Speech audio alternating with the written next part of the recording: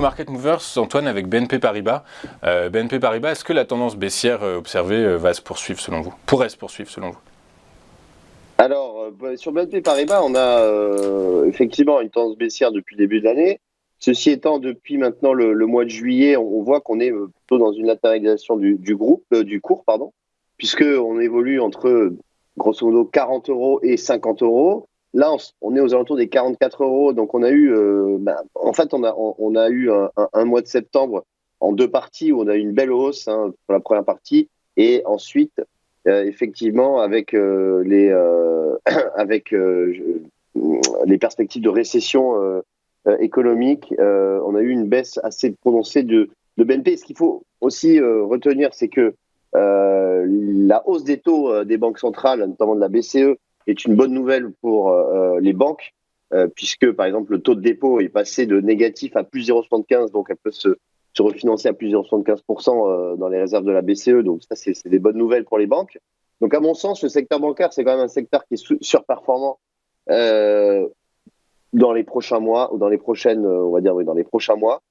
Par conséquent, BNP Paribas, on le voit, pourrait rebondir, à mon sens, pourquoi pas vers les 50 euros qui s'abordent haut.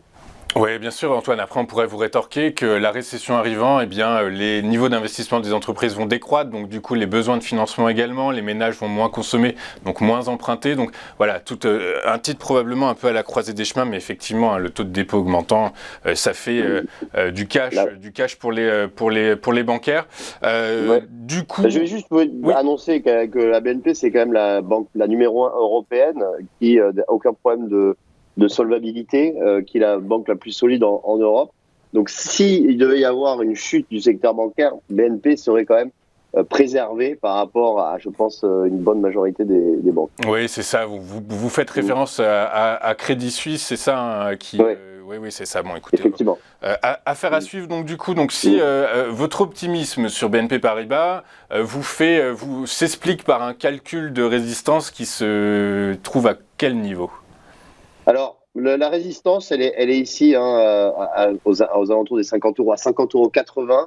C'est un niveau qui a été testé à deux reprises au mois d'août et au mois de septembre.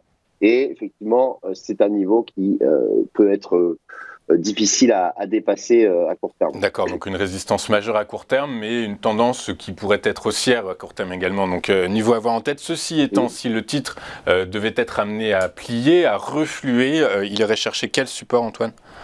Alors le support, c'est le point bas du mois de, c'est le plus bas annuel, qui se situe à 40,70 euros.